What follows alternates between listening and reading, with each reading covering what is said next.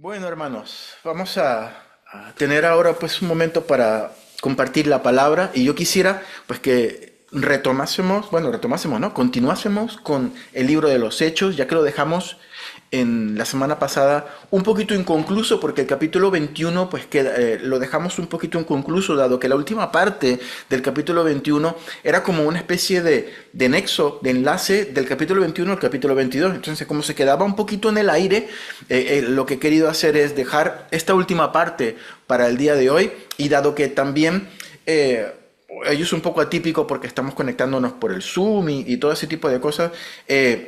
Quería aprovechar, iba a compartir otra cosa, pero dado que este capítulo 22, que es el capítulo que nos compete hoy, no es muy largo y tiene algunas partes que nos podemos saltar porque las conocemos, ya que Pablo lo que hace es contar su testimonio, cómo se convirtió, y tiene pues un par de elementos que son interesantes, pero tampoco tiene mucha profundidad entre comillas, lo quería pues tocar en el día de hoy. Hay algunos elementos bastante interesantes que seguramente podemos utilizar para aprender más de la vida de Hechos de los Apóstoles, ¿no?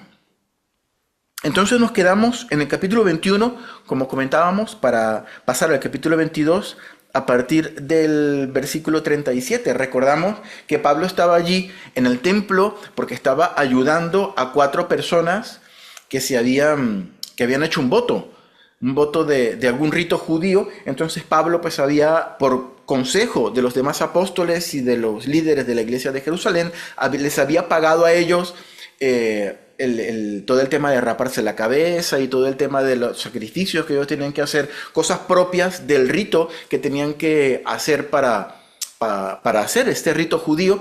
Y Pablo pues los estaba como, entre comillas, sponsorizando, ¿no? Les estaba pues bendiciendo en ese sentido.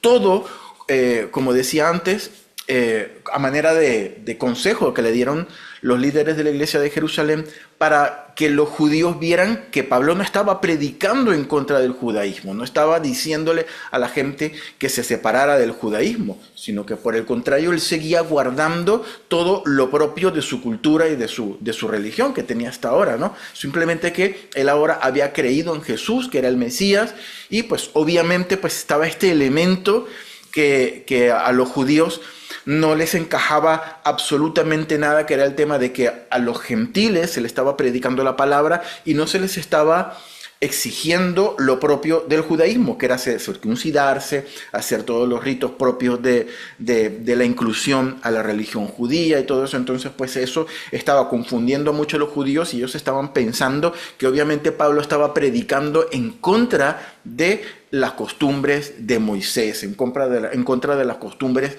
propias de la religión judía, ¿no? Y eso habían puesto a Pablo pues en una situación muy complicada y los apóstoles dijeron, pues vamos, Pablo, haz esto para que los judíos vean que tú no estás en contra de esto. Los judíos de Asia Menor, de Éfeso, pues lo vieron allí, pensaron que él estaba porque lo habían visto con algunos de Éfeso, que no eran judíos, y pensaba que Pablo los había metido al templo, y era una cosa muy condenable para los judíos, y pues hicieron un alboroto, cogieron a Pablo y ya lo estaban por linchar, hasta que estuvimos hablando también de la fortaleza Antonia, que era la fortaleza que tenían los romanos, donde podían ver y divisar prácticamente toda Jerusalén, incluyendo, más que todo, estaba muy cerquita del templo, prácticamente por la parte de atrás, y los que quieran ver la fortaleza Antonia en la miniatura de YouTube del video pasado, pues está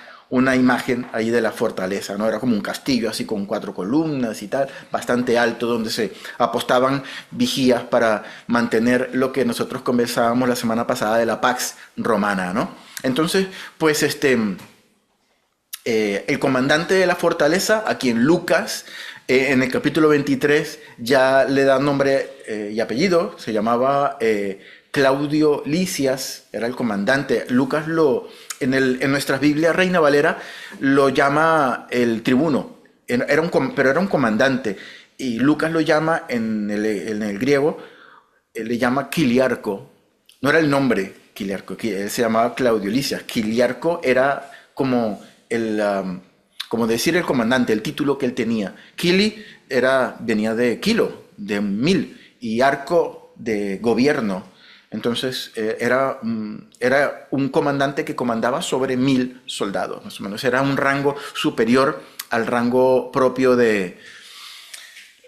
incluso de los centuriones que estamos acostumbrados a escuchar en los evangelios. Era más importante que el centurión. Y bueno, terminamos de leer el capítulo 21, la última parte del capítulo 21, a partir del versículo 37, dice lo siguiente: cuando estaban a punto de meterlo en la fortaleza, a Pablo estaban a punto de meterlo en la fortaleza que se llama Antonia, Pablo dijo al comandante, es decir, al quiliarco, ¿no? a esta persona: ¿se me permite decirte algo? Y él le dijo: ¿sabes griego? Y Pablo respondió, y siguió hablando, perdón, el comandante, y dice: ¿no eres tú aquel egipcio que levantó una sedición antes de estos días y sacó al desierto 4000 sicarios? Versículo 39. Entonces dijo Pablo: yo de cierto soy hombre judío de Tarso, ciudadano de una ciudad no insignificante de Cilicia, pero te ruego que me permitas hablar con el pueblo, o hablarle al pueblo.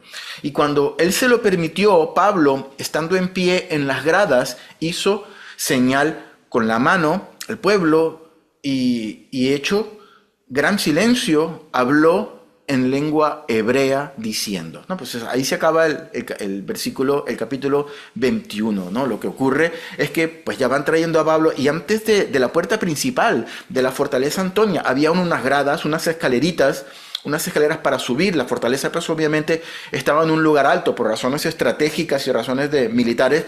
La puerta de la fortaleza no estaba a nivel del suelo, pues estaba un poquito más alto, ¿no? Para que no la fueran a romper cuando hubiese pues alguna sedición o algo, ya que es más difícil subir las escaleras. Entonces, mientras estaban subiendo las gradas, las escaleras, allí Pablo le habla al comandante, a este quiliarco, y le dice en perfecto griego: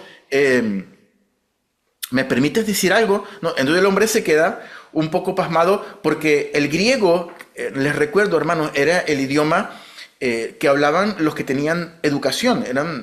Era el idioma más extendido, pero era el que se educaba, el que había estudiado, hablaba griego, ¿no? Y era también pues el idioma que se utilizaba para las transacciones comerciales. Si necesitabas ir para otro país del Imperio Romano y sabías griego, pues llevabas pues la mitad del camino hecho, porque ya podías hablar griego, y te ibas a encontrar con gente allí que hablaba griego, ¿no? Recordemos que antes del Imperio Romano estaba el Imperio Griego, y el Imperio Griego se empeñó mucho en helenizar pues a los países que había conquistado, a las naciones que había conquistado. Ellos sabían que si le metían la cultura griega, la cultura helénica, iban a poder conquistar más fácilmente eso, a diferencia de los romanos, que no tenían tanto empeño en latinizar a la gente. Ellos dejaban que cada pueblo hablara su idioma y que hiciera sus ritos y se hiciera sus dioses y sus cosas. No les interesaba eso. Al pueblo romano les interesaban los tributos, los impuestos, expandirse y mantenerse en el poder. Pero los griegos sí habían invertido recursos en que la gente pues aprendiera el idioma griego. Y pasa hoy en día más o menos con el inglés, ¿no? Si sabes inglés, donde quiera que vas, pues vas a conseguir personas que hablen inglés y te vas a poder pues defender. Y el apóstol Pablo pues les dice en perfecto griego allí al comandante: ¿puedo hablar? ¿Se me permite decir algo? Y el comandante le dice, se queda un poquito sorprendido y le dice: pero bueno, ¿no eras tú el egipcio que había levantado con 4000 sicarios, se había hecho pues una revuelta, ¿no? Unos actos terroristas allí, ¿no? Pablo le dice: no, yo no soy ese, yo soy de Tarso, que era de una ciudad de Cilicia. Lo podemos ver en el mapa, en la zona oeste de Asia Menor. En la zona este, perdón, de Asia Menor, hacia donde estaba. Bueno, en realidad, en esa época no pertenecía a Asia Menor, pertenecía a Siria. Era de la región de Damasco, pero era provincia romana, obviamente, como todo lo de esa época, ¿no? Y Pablo había nacido en esa ciudad. La ciudad de Tarso era una ciudad muy importante, por eso él dice una ciudad no pequeña, ¿no? Era una ciudad importante porque era era una ciudad universitaria, habían universidades allí y había mucha gente que iba para ese lugar. También no estaba cerca de puertos, o sea, no tenía puertos, pero estaba muy cerca de puertos importantes, ¿no? La ciudad de Tarso. Y pues era una región importante de la región de Cilicia, ¿no?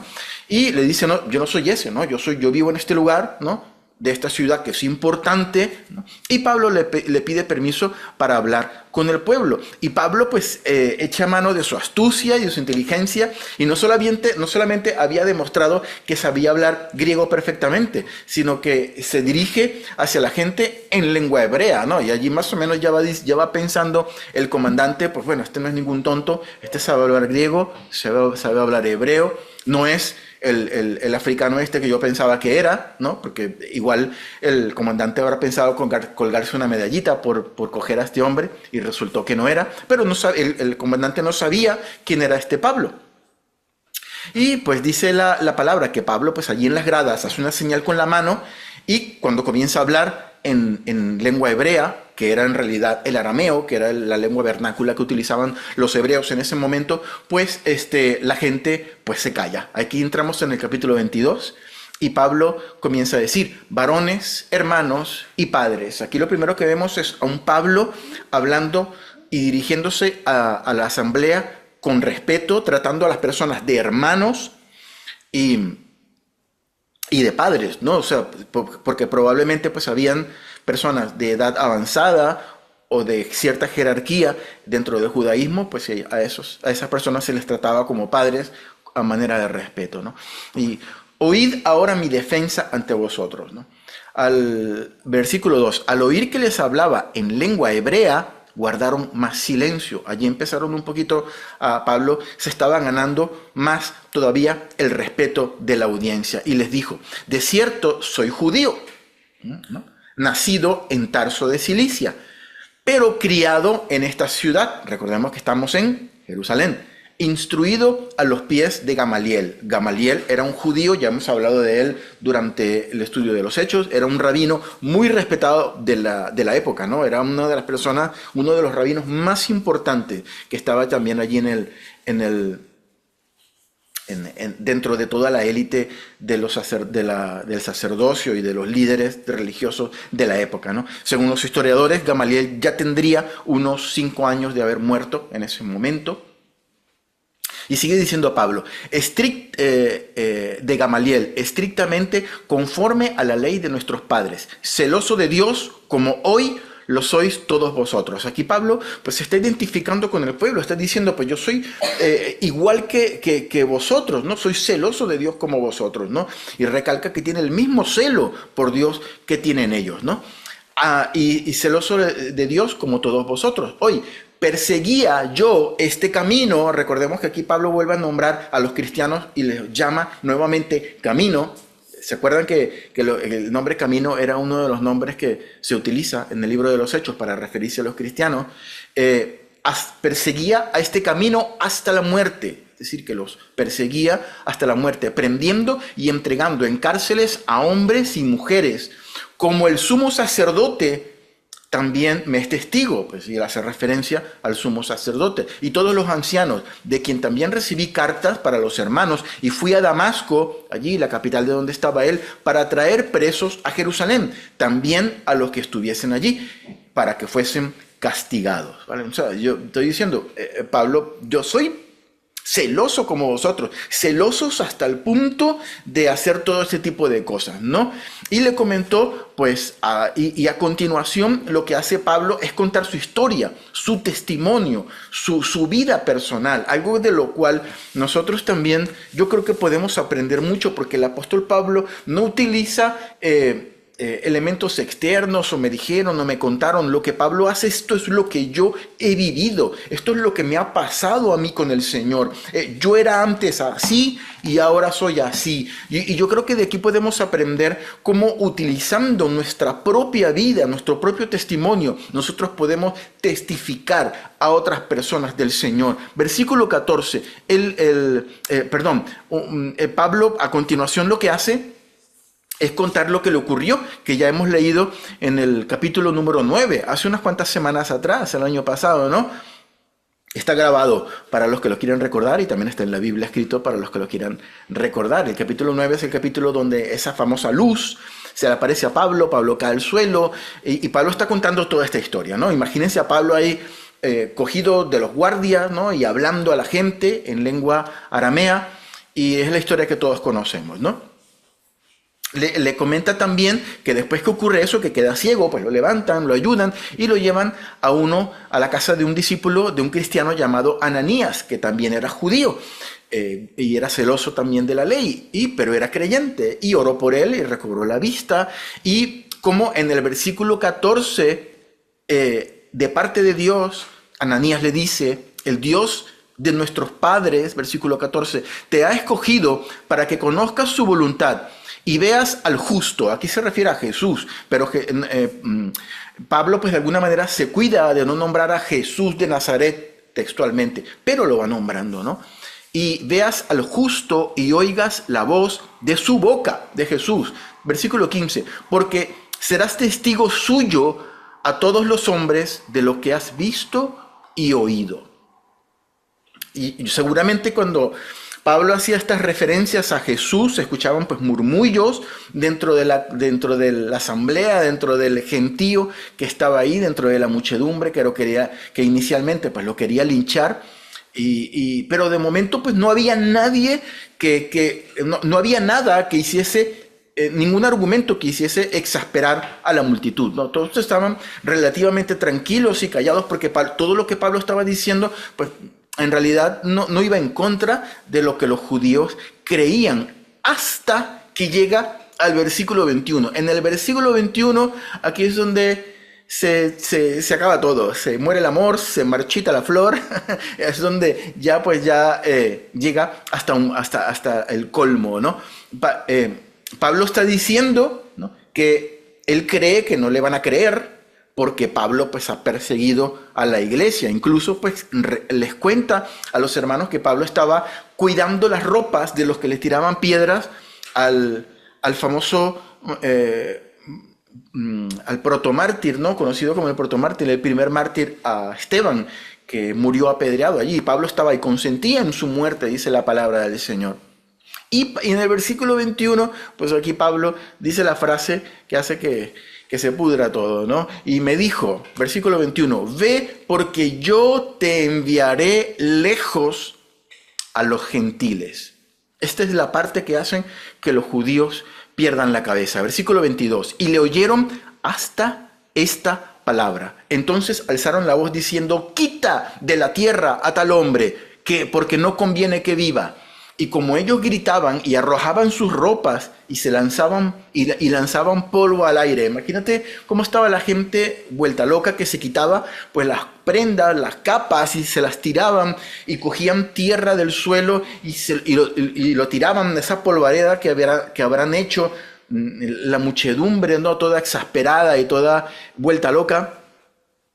¿Por qué? Porque, hermanos, los judíos en realidad no tenían ningún problema de que Pablo hablase de Dios a los gentiles. El problema no estaba allí. Incluso que hablase de Jesús como el Mesías, ¿no? Tampoco era ellos sabían que era una mentira, que no era para los judíos, obviamente, pero no era tan ofensivo, porque al fin y al cabo parecía más que obvio pues que no era el Mesías, porque ya se había muerto, todo el mundo lo había visto allí a las afueras de Jerusalén, colgado en una cruz, y el que se colgaba en una cruz no lo bajaban para curarlo, ¿no? Era para morir, ¿no? Y había muerto, ¿no? Y la leyenda de la resurrección, el hecho de la resurrección, perdón, para muchos no era más que una leyenda, ¿no? O sea, que no era tan importante, ¿no? O sea, el hecho de que creyeran en Jesús, pues no cambiaba mucho el panorama, ¿no?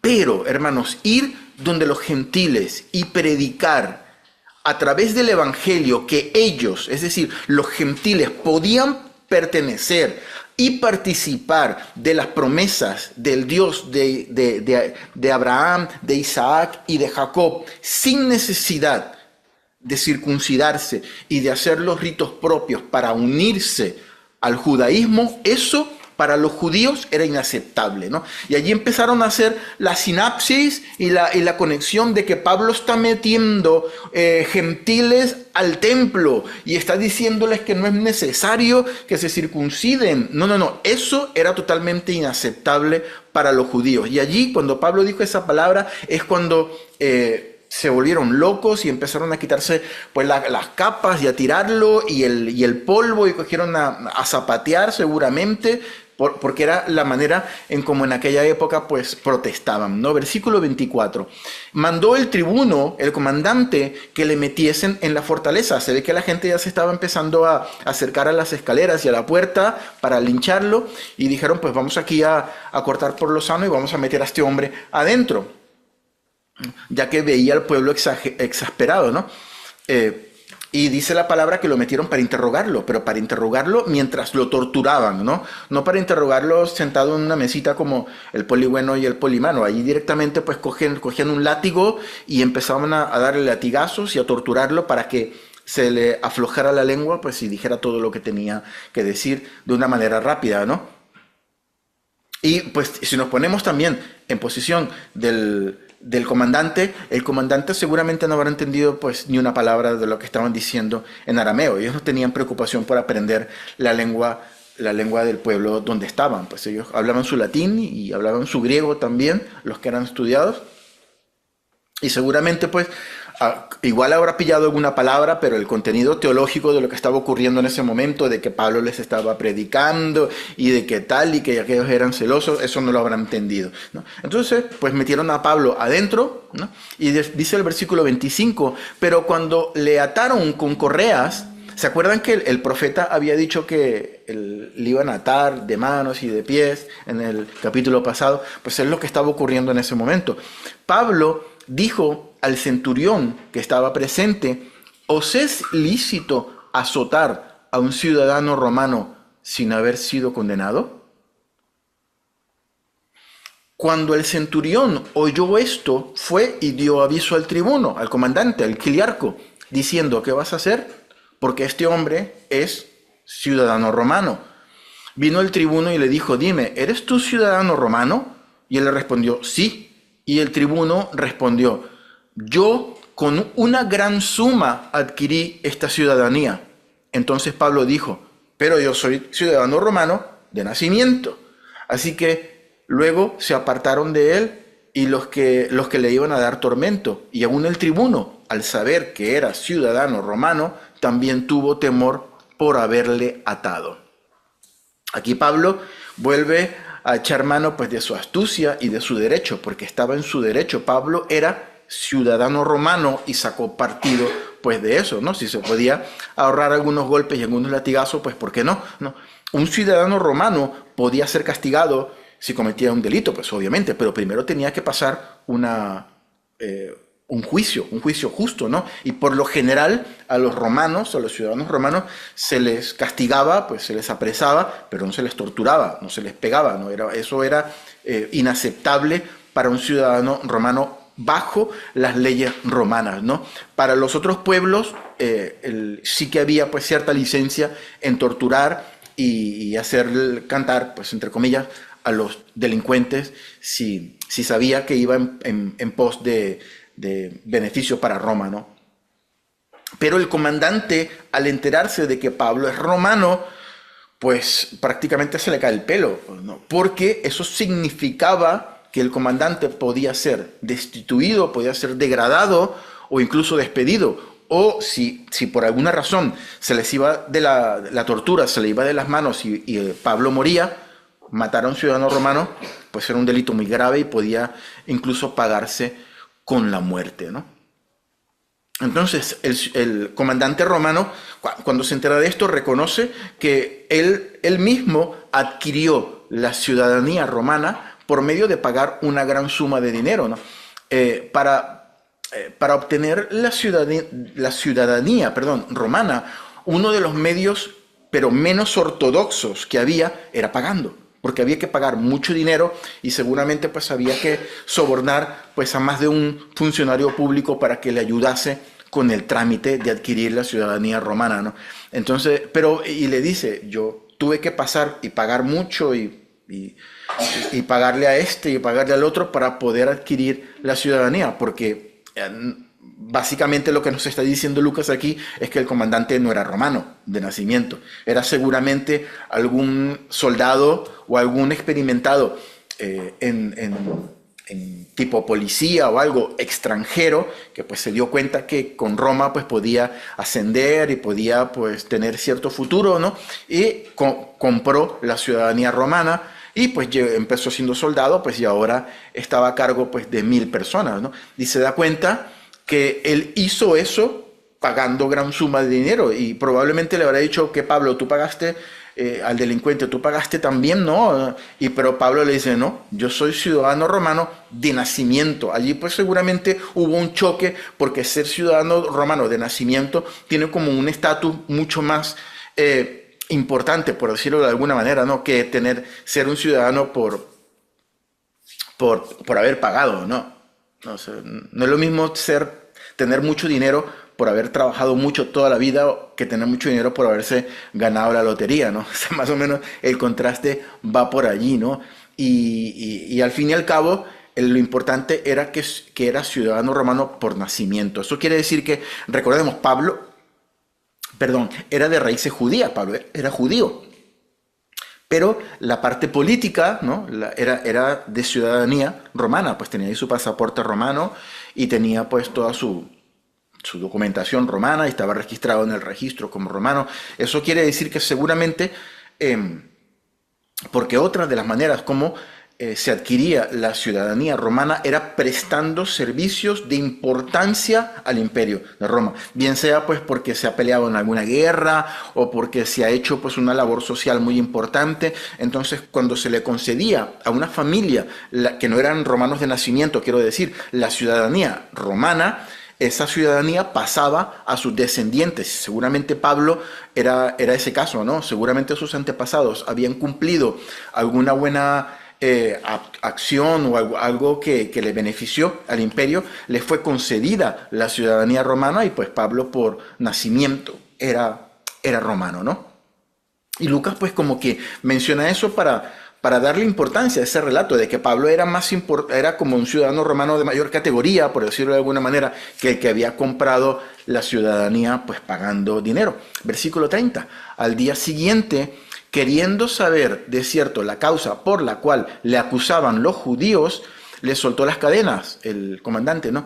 Y mandó a venir a los principales sacerdotes y a todo el concilio, y sacando a Pablo, le presentó ante ellos, ¿no? Esta es la última parte, el versículo 30 del capítulo 22, que es el capítulo que estamos tocando hoy, ¿no? Y actualmente lo que está pasando con Pablo es que se está notando que la película más o menos como que está llegando al clímax, ¿no? Está llegando al clímax y algo le va a pasar o bueno, o muy malo al protagonista, en este caso a Pablo, pero nosotros ya sabemos que Pablo pues es arrestado y todo este tipo de cosas, que lo veremos porque ya estamos culminando pues el libro de los Hechos, pero se va notando, ya que la cosa tiene como pinta de conclusión, ¿no? Y pues con este versículo número 30, culminamos el capítulo 22, ya la próxima semana seguimos con el capítulo 23. Y bueno, esto es lo que le ocurre a Pablo en el capítulo 22. Yo me quiero quedar con el hecho de que Pablo no pierde oportunidad, ni un momento para predicar el Evangelio.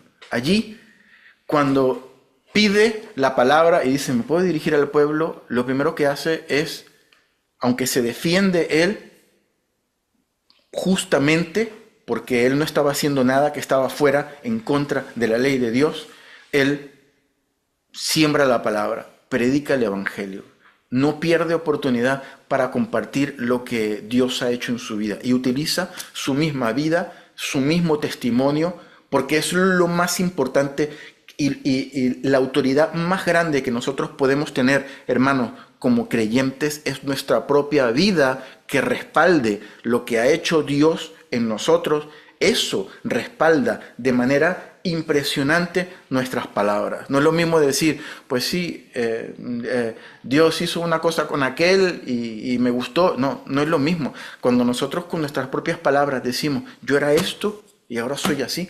Yo hacía esto y ahora soy así. Yo tenía esto en mi corazón y ahora Dios me ha libertado y ahora Dios me ha sanado. No es lo mismo utilizar nuestra propia experiencia, nuestro propio testimonio, porque eso le da un peso y un valor y una autoridad tan grande a las palabras que la palabra llega, que el Evangelio llega y que el Espíritu Santo pues ahí hace la obra, ¿no? Y gracias a Dios por personas como Pablo que nos han dejado este ejemplo de aún en los momentos de dificultad, aún en los momentos donde él sabía que probablemente no saldría de esta, sino que terminaría en una cárcel o ejecutado porque había muchos intereses de por medio y a él pues ya lo tenían bastante en la mira. Aún en medio de esos problemas y esas dificultades, él ha aprovechado la oportunidad para predicar el Evangelio. Y para que si una persona podía escuchar eso y ser salva y venir al conocimiento de la verdad, pues para él era ganancia, ¿no? Amén. Señor, te damos gracias, Padre Santo, por tu palabra y gracias por la oportunidad que me has dado, Señor, y que nos has dado de conocer un poquito más acerca del libro de los Hechos, Señor. Dios maravilloso, te pedimos que tú puedas bendecirnos, que tú puedas ayudarnos, Señor, a aprender del ejemplo de este hombre, de Pablo, de Saulo de Tarso, Señor, a quien tú elegiste en ese tiempo, Señor, y aún con sus cosas, con sus dificultades, con sus problemas, Señor, y tal vez con sus debilidades, porque también las tendría, Señor, fue un hombre que te sirvió.